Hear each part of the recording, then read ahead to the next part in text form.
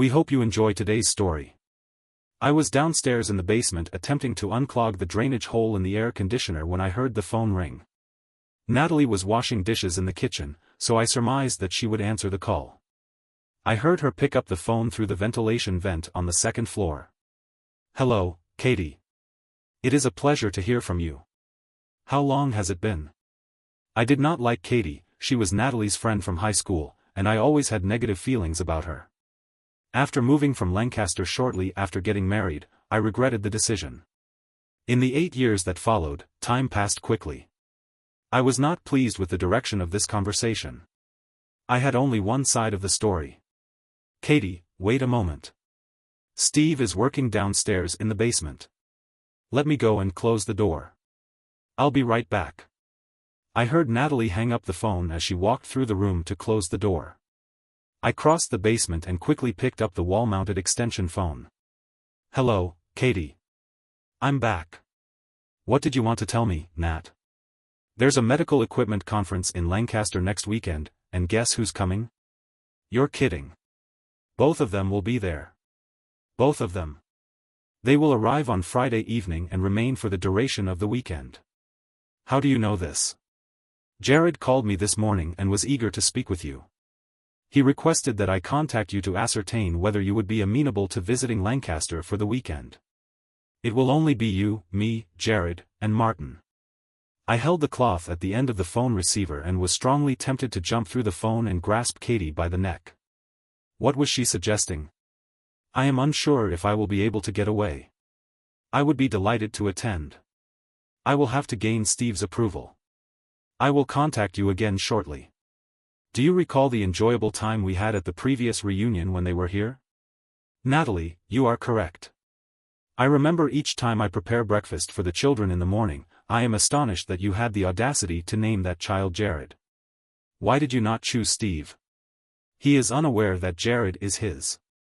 There is no resemblance between them." This conversation is becoming increasingly unpleasant. I rapidly considered the sequence of events and realized that Natalie and Katie had a sexual relationship with these two men 8 years ago. Natalie became pregnant with Jared and claimed him as her child. She did not mention the affair. Now, Natalie and Katie were planning to meet with these men. "I will contact you again as soon as possible. If I am unable to stay overnight, I can at least come for the day. This would be an improvement on nothing. Please call me as soon as you find out." After we finished speaking, I took some time to reflect. We have 3 children. Jenny and Lynn are in high school, and Jared arrived approximately 8 years ago.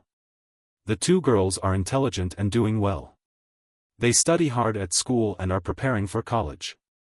In contrast, Jared displays a distinct lack of motivation, manifesting in a lack of interest in both academic pursuits and extracurricular activities. Despite Jared's shortcomings, I hold him in high regard. Natalie then proceeded to open the basement door, inquiring about the current situation. "Steve, are you prepared for coffee?" "I am nearly finished, and will be available shortly. I intend to take a shower before engaging in any further activities." After a lengthy, invigorating shower, I found myself seated in front of the television with my family. I attempted to discern this was not a minor misstep on Natalie's part, but rather an intentional action with the intention of repeating it. I was uncertain as to whether I should attempt to maintain the status quo or attempt to rectify the situation. If I chose to rectify it, I had to determine my emotional state. I felt foolish because, over the course of our 20-year marriage, I had never considered the possibility that Natalie could be involved with someone else. "Steve, I spoke with Katie from Lancaster today. She requested my presence at her residence for the duration of the weekend. Do you have any objections to this arrangement?" "I do not, provided that my parents can adequately care for our children. However, I do have one stipulation: I must be able to contact you in case of an emergency. I will, of course, take my mobile phone with me. I pledge that I will not encounter any difficulties. The Volvo estate is renowned for its reliability, and I can accommodate a considerable quantity of provisions for shopping. I anticipate departing on Friday morning and returning on Sunday evening. Is that agreeable?" It is a tempting proposition. Have a pleasant experience, Natalie. I overheard her in the kitchen, and she was confirming her weekend plans with Katie. She appeared unperturbed by the fact that she was deceiving me or that there might be consequences. I informed her that I wished to engage in some computer-based work before retiring for the night and that I would arise later. It was a relatively straightforward process to locate the website for the East Coast Medical Equipment Dealers Conference in Lancaster. The website contained comprehensive information about the conference, including a list of all the displays, a floor map, and a schedule of lectures and seminars with specified times and locations. A list of all the participants was provided, along with their hotel room numbers.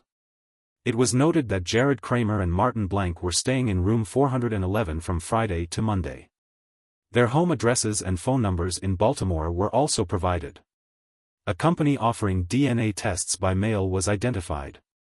The tests ranged from paternity confirmation to likely national origins. The majority of tests cost less than $100, with samples able to be taken at home and mailed in. The requisite fee could be paid via check or online. The application forms were duly completed and the 4 paternity tests were purchased using PayPal. After printing the requisite collection instructions, the necessary materials for sample collection were gathered. A mailing label was printed and a padded envelope was prepared for priority shipping. Several CD mailers were prepared and a stack of blank CDs was set aside. It is probable that Jared and Martin's wives would. I would like a copy of the recording of the evening events. I was employed in the security consulting sector, where my schedule was flexible. However, I took a week off from work, as I had some free time. Another benefit of the job was access to various equipment that I could use for gathering information. By that time, I had almost decided that my marriage was over. The fact that my wife had an affair 8 years ago was a significant factor in my decision. The prospect of raising the child was challenging enough, however, the manner in which she and Katie made me appear foolish was particularly distressing. I was unable to forgive this. Now, she was engaging in the same behavior once again. This was supposed to be the final incident, marking the end of our marriage. The following day, I obtained DNA samples from the children, who seemed pleased with this development.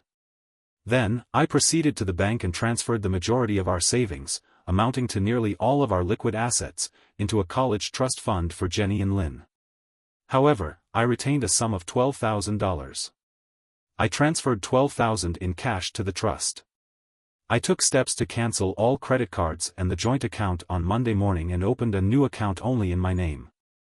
I planned to lock up the house so that Natalie would have to find another place to stay. I was sure she could find one. I sought to gain access to the house by legal means, but I hoped that by then I would have resolved other matters. We could address matters regarding our son Jared at a later date, even though he was not my biological child. I felt a sense of responsibility for him. I proceeded to Seymour Shams's office. Seymour had been my lawyer since our relocation to Reading. He was known for his fairness. Furthermore, he was diligent and industrious. I conveyed the circumstances to him as accurately as possible. He urged me to ascertain whether reconciliation was feasible, in addition to pursuing the divorce proceedings. I requested that he contact Jared Kramer to ascertain whether he could facilitate a resolution regarding his son. I offered to provide retroactive monthly child support in the amount of $500 or to have Jared was to assume custody and raise the child. The final option for the father was to relinquish all rights to Jared so that I could arrange for his adoption. I was confident that you would agree to the latter. Seymour had everything he needed. I promised to send him photos and audio recordings that he could use. He provided me with the office email address and several the envelopes were addressed for paper materials. Betty Moore was the most vexatious real estate agent I had ever encountered. There were few aspects of women that I found appealing, but she was a diligent and resolute worker. I provided her with a list of our residents and signed several powers of attorney for her. I informed her that she would be responsible for obtaining all the signatures from Natalie herself. She expressed amusement and assured me that there would be no issues. I informed her that the locksmith would provide her with a set of new keys. The optimal choice for this task was a wireless video camera disguised as a smoke detector. I proceeded to collect 2 additional specimens and 4 additional bugs. I also required a clipboard, a set of company logo stickers, and 3 laptops. I completed a replacement request for the malfunctioning smoke detector in room 411 on the company's form. I planned to transport the computers and all the recording equipment in a regular suitcase. I took a small step ladder. There was a vacant room, 311, at the hotel, and I reserved it under a different name, just for Friday. It had wireless internet access. The mall had the best deal on disposable cell phones. I took 2 of them, just in case. My parents relocated to an aged farmstead proximate to Lebanon several years ago. It was too spacious for just the 2 of them, but it had always been my father's aspiration. He cultivated a sizable vegetable garden, maintained chickens, and cultivated an orchard. Jared was fond of visiting the farmstead. They were amenable to our request to stay there for an extended period. My father was willing to accommodate Jared for as long as necessary. He referred to him as Jake, stating that Jared sounded like a salesman of sandwiches. It appeared that Jared preferred the name Jake over his actual one. A few years ago, my father purchased a large mobile home and a compact Kia to tow it with. He utilized it on 3 occasions. Furthermore, he lost interest. I advised my father to prepare the mobile home and tow it with the Kia. I was aware that the girls would be distressed about leaving their friends for the summer. They had 1 more year in high school before college, and they wished to complete it at a preparatory school in Vermont. Natalie was reluctant to expend the funds, despite being a year apart. They were in the same class, but I was unaware of how Jared would respond. I would address the school situation at a later point in time. Currently, I had other concerns. At least, all the children enjoyed being with my mother. Natalie left early the following morning, visibly distressed. She expressed gratitude for the opportunity to spend time with her friends and informed me that she would be leaving. I instructed the children to prepare for the journey and pack sufficient items for the duration of the summer. I suspected that the girls were delighted at the prospect of the trip. I advised them to retrieve their belongings from Burlington Preparatory School, and their demeanor suddenly brightened. They packed all of their school attire, as a precaution. Jared seemed enthusiastic about the excursion. Jenny approached me and stood motionless. I inquired about her needs. "Jenny, have you packed everything?" I addressed my father. "I am 17 years of age and no longer a child. Please elucidate the situation. I am uncertain as to whether I fully comprehend your meaning. Do you have issues with my mother? I do not believe that is a topic I am willing to discuss with you. If there were an issue between my mother and me, I would attempt to keep it from you. Why don't you? Please complete the packing of your belongings. I am serious this time. The situation seems to be developing in a way that differs from what I had anticipated. Lynn and I would like to gain a deeper understanding of the circumstances. We believe that we have a right to be informed." I had initially been reluctant to discuss this with her, but I was aware that the issue would eventually emerge. "I am not pleased with the current situation. Given the current state of the relationship between your mother and me, it is evident that there are underlying issues. While the specific cause is unclear, it is evident that there is a problem. Is it possible that your mother is engaging in an extramarital relationship?" I have remained silent for a considerable period of time, but I am starting to suspect this may be the case. Jenny turned around and yelled up the stairs, "You were right, Lynn. What does all this mean?" I will allow Lynn to explain the situation more clearly.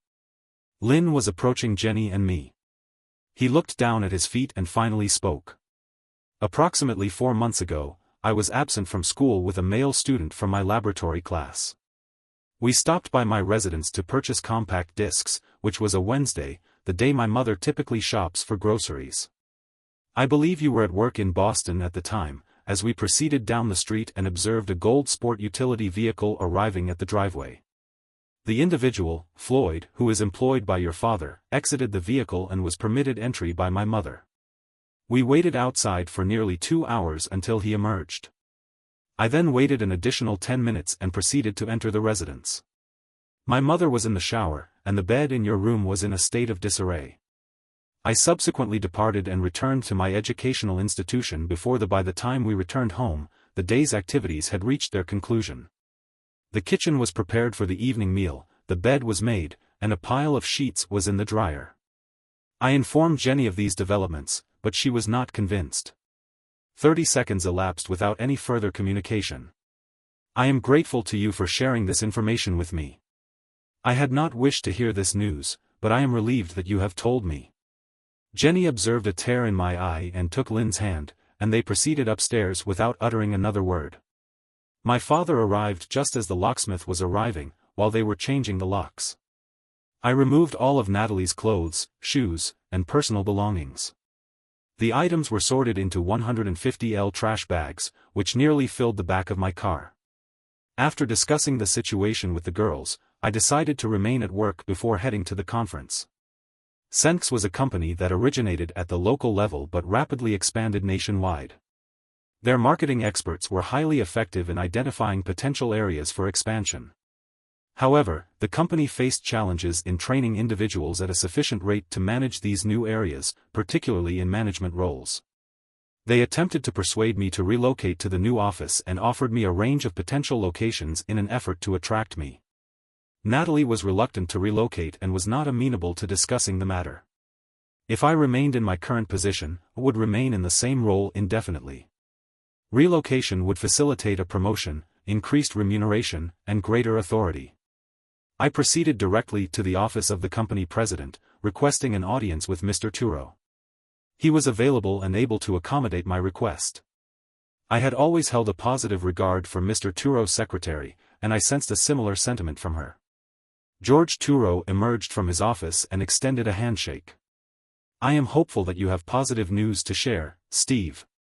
Indeed, I do. And no. Helen, kindly procure coffee for the office and temporarily refrain from accepting my calls. What can I do for you, Steve? Firstly, I have decided that I would like to be considered for one of the new managerial positions on site, where I believe I would be most beneficial. That is excellent news. If you do not have a preference, I have an excellent position in mind that I would like you to assume. How would you feel about Anchorage? Believe it or not, it sounds ideal. Are you okay with the first week of September? I think that will work. I will personally handle all of that. On Monday, I would like to propose a somewhat unconventional idea. I believe that Floyd Cooper would benefit from working under my direction. George leaned back in his chair and began to laugh. He then asked if I had indeed discovered this information. I must admit that I was unable to maintain a serious expression.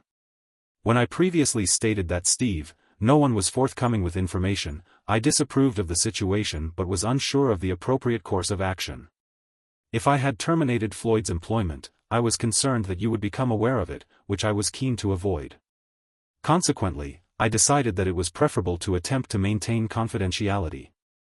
Unfortunately, this proved to be unwise.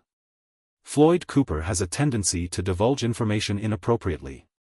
He began discussing his extramarital relationship with your wife, and his secretary, Tracy, approached me with concerns when he began sharing images of himself and your wife on his computer. The legal department is currently investigating the matter, but I have limited their scope of inquiry to protect your interests. Now that you are aware of the situation, I can simply terminate Floyd's employment, which is a more cost-effective solution than sending him to Alaska for you to dismiss him there. I had hoped to cause more significant disruption. However, it seems that seeking revenge is an ineffective method of exerting control. I am willing to accept whatever decision you make is fair. George pressed the intercom button. Helen connected me to Tracy, who explained what we were doing. We proceeded to Floyd's office. Floyd was working in Allentown. Tracy was an attractive woman. She was just under 30 and aging gracefully. The combination of chestnut hair and blue eyes always captivated me. She stood just a few inches over 150 centimeters but carried herself like an Amazon.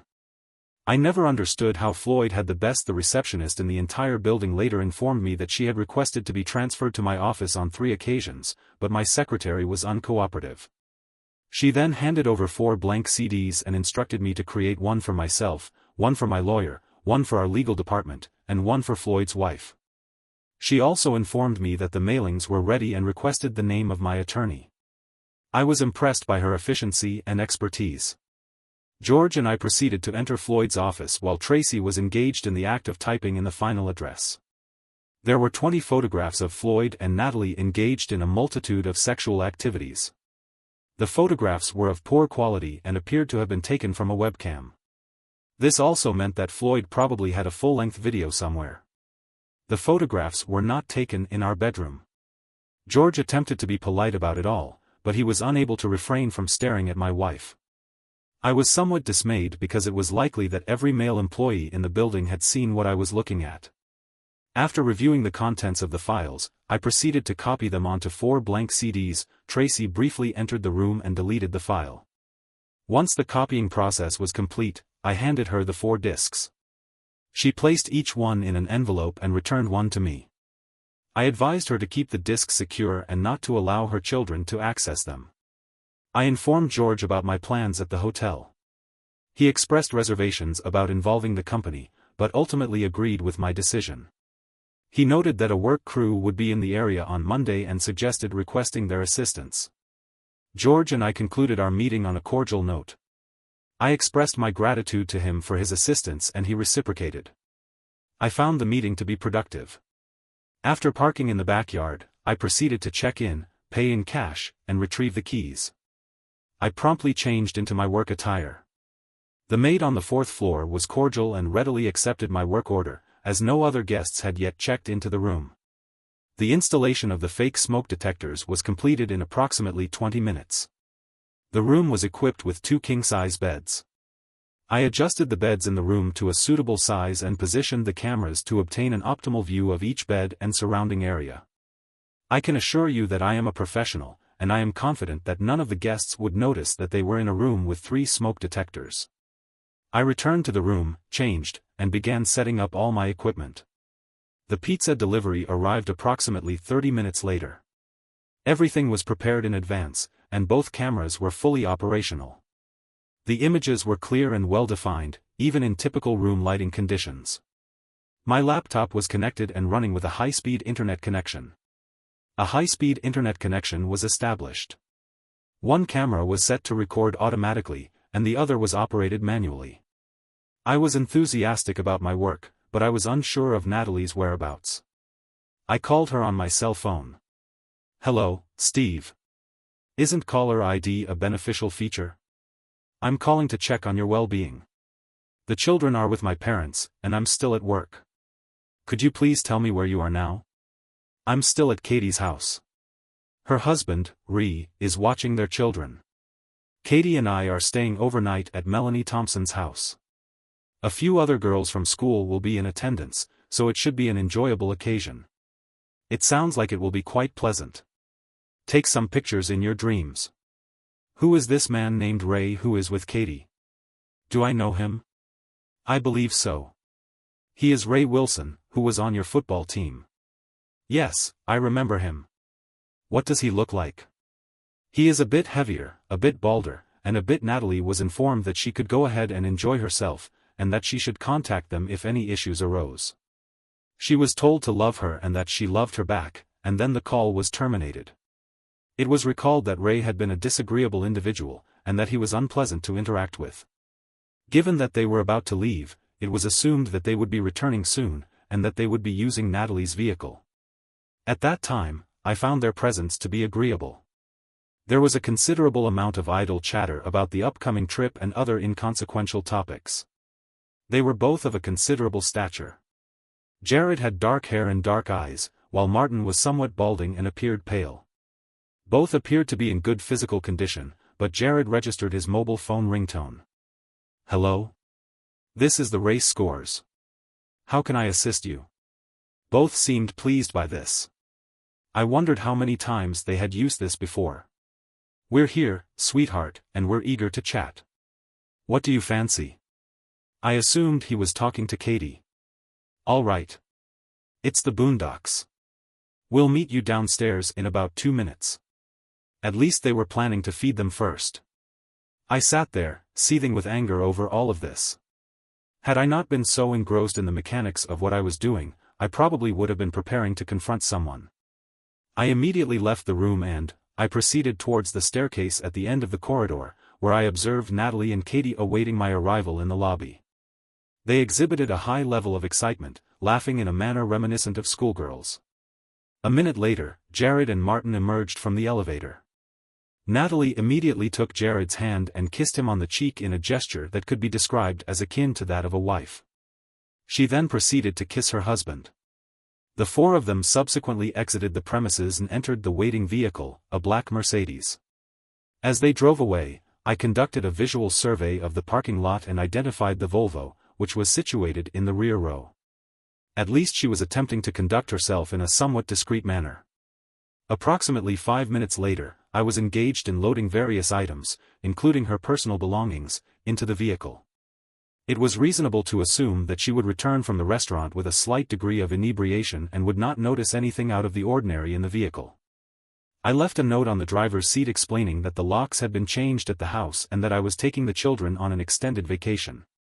I proceeded to Taco Bell and procured sustenance for the remainder of the night. I was consuming a high-quality burrito while they were enjoying ribs. Life is often unfair. I returned to my room and awaited the inevitable. I attempted to identify additional actions I could take. I had approximately an hour until their return to the room. I was aware of the probable outcome upon their arrival, yet I was uncertain of the precise nature of their actions. I had reached the conclusion that they would not engage in the activity of playing casta. I was aware of what would transpire for the remainder of the evening, and I found the prospect unappealing. I considered our life with Nadal to be satisfactory. I assumed she was content because she never expressed discontent and did not exhibit any indications of dissatisfaction. She provided nourishment. She provided me with a plethora of unsubstantiated information following the birth of Jared. She expressed her gratification at the advent of a male child, asserting that every man should have a son. I was perplexed by her apparent eagerness to congratulate Jared's biological father at the earliest opportunity. I found myself dwelling on these interactions, which were, on the whole, rather dispiriting. I was forced to confront the reality that I had invested a significant portion of my life in a relationship with a woman who was capable of deceit. She abruptly informed me of her decision and did not express any remorse. She was capable of making me raise another man's child and found it amusing. At that moment, I was unable to muster any sympathy for her. I continued preparing for the inevitable. Perhaps I was overly prepared, but it was the only opportunity one had, and I was determined not to miss a single detail. They entered the room in a state of mirth and merriment. Martin produced a bottle of an unidentified substance, and within the first minute, they had each consumed 4 glasses. Katie procured 2 pillows from the bed and hurled them onto the floor. "Let us commence," she said. "The victor shall receive the highest commendation for these words." A cacophony of laughter ensued. "How are we?" she inquired. Natalie responded to the question of whether she would engage in a threesome with the observation that she also enjoys being licked after a prolonged period of laughter. Katie and Natalie then removed their tops and bras and assumed a kneeling position in front of the men, who were clad in 2 pairs of pants and boxers. This action was followed by a brief interval of time. Both women displayed broad smiles as Katie encouraged them to proceed. I was astonished to observe my wife engaging in such activities with such evident enthusiasm. The 4 participants appeared to derive immense enjoyment from the competition. I experienced a complex emotional state, comprising anger and jealousy. I attempted to distract myself from the unfolding events. I ensured that I captured everything in the orgy, as I was able to control the camera's zoom manually. I recorded a couple of minutes of excellent sucking, which was almost as good as a regular adult movie. They repeated this action repeatedly, and then there was a break in room 411. Katie went to take a shower while Natalie brushed her teeth. Jared and Martin were simply relaxing with a couple of beers. I took a disposable phone and dialed Baltimore. "Hello, Mrs. Kramer. This is Walter Perkins from the Medical Equipment Conference in Lancaster. Are you Mr. Jared Kramer's wife?" "Yes, but he is not here at the moment. I am acquainted with your husband and Mr. Blank. We would like to extend our gratitude for the special recognition we received at the conference. We hope you will be pleased to receive photographs from the ceremony via email. Please provide us with an email address where we can send them. Thank you. Here is the address." "That is excellent. Could you kindly provide us with the email address of Martin Blank's wife so that we can send the photographs together?" "Thank you. Here is her address. That is all I require. The photographs will be dispatched to you in a few minutes. She was able to track transmissions through the hotel's wireless network, but this was inconsequential to me as I had no connection. There was a lull in conversation in room 411 as they caught their breath. Natalie, is your husband well? Instead of me, of course. It is somewhat absurd that after 8 years, the child's father still has not established a relationship with his son. Steve lives in his own world and would not understand even if a letter came in the mail. It would be beneficial if you occasionally sent a birthday gift or something similar. That would be a positive step. All he requires is to observe such an occurrence to provide him with a hint. Katie interjected, "It is unfortunate that I have 3 unruly children at home, and my husband is not the biological father of any of them. He is so preoccupied with consuming alcohol that he would never comprehend the situation. They are not his." Everyone had a hearty laugh at poor Ray's expense. I created a compelling audio clip. I had grown weary of these events, so I decided to postpone them until the following night. After logging onto the streaming site, I selected an unused room. After a few recordings, I had a live stream from room 411 broadcasting to the website. I added a headline to the page, "Natalie and Katie with Jared and Martin." My wife and her friend believed that the break was over and began to engage in conflict with the men again. The internet stream was proceeding well, and the number of viewers reached 100. It took me approximately 20 minutes to gather the necessary items for my departure. I left the computer with the live stream running as a party gift. By that time, the number of viewers had reached there were approximately 400 individuals viewing the show, and it is probable that a few were recording it for subsequent distribution. I terminated the final configuration and contacted Ray Wilson. "Ray, are you currently intoxicated?" "No. Who is this?" "Just a friend. I would like you to listen to a brief audio excerpt that I created with Katie." "From where did you obtain this?" "Ray, she's in room 41. There are 2 men there, and they are of considerable size. If you intend to harm them, you should reconsider. Otherwise, they may assault you." Ray did not say another word, and I heard the phone disconnect. I had just finished loading the GPS when Ray jumped out of the Ford pickup with a short bat. I proceeded to enter the building with an aluminum bat, exhibiting a state of fatigue, yet I derived pleasure from the return journey. The mobile home was fully assembled. I provided my father with a set of keys to the new residence, while my mother had departed for Lancaster to visit Natalie at her parents' house. My father, meanwhile, drove a group of men to our location and assisted with the relocation of their belongings. There was sufficient space to store items in the shed. My mother expressed interest in hearing Natalie's account. My parents had retained the number of one of the phones that they had discarded. I retained my cell phone but planned to limit its use. My father would return to Senks on Monday. It was late to set out, but I wanted to be distant when Natalie became aware of the situation. We had reserved a parking spot for a van near Hagerstown, which allowed us to access the highway in the morning. The girls planned the trip for us, and they did a commendable job. I only adjusted the distance between stops because fuel costs were a significant concern. I was pleased to have brought sufficient supplies. We spent 3 days at Disney and are now en route to Chattanooga to visit the aquarium. Jenny requested permission to call her mother. "Hello, Mom." "Hi, Jenny. I just wanted to let you know that everything is fine. We are all enjoying ourselves, even Jared. We miss you, too. We will call you every couple of days to provide an update. Tomorrow night, we will be departing for Orlando, where we will remain for approximately a week. We have obtained admission passes to the park on a daily basis." I was astonished to learn that my daughter had arranged for her mother to cover for her. It is a remarkable turn of events. Our accommodation will be at the Orleans Hotel, situated in close proximity to Disneyland. It promises to be an exceptional experience. We will contact you in a couple of days. Goodbye, Jenny. I am astonished that you would do such a thing. It was truly revolting. Lynn and I believed it would be fitting to bring it up.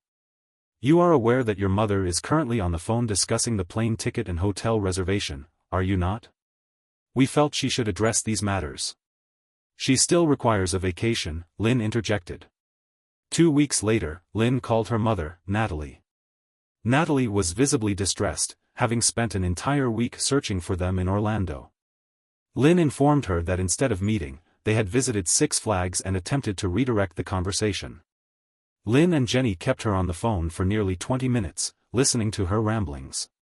Eventually, Jenny expressed remorse for misleading her and promised to call her back in a couple of days. The group continued to laugh for another half hour after hanging up. The following week was marked by restlessness. While the children were occupied, I attended to business matters. Seymour delivered divorce papers to Natalie, who was unaware of his actions until his arrival. He informed her that she had experienced a seizure and advised her of her options, including hiring a lawyer to contest the divorce and providing her with information regarding the potential challenges she might face. He also presented photos of her and Floyd, which were taken in room 41, and DNA test results. Natalie hired a lawyer but ultimately agreed to the terms proposed by Seymour. Seymour proposed that he visit Jared at the hospital in Baltimore.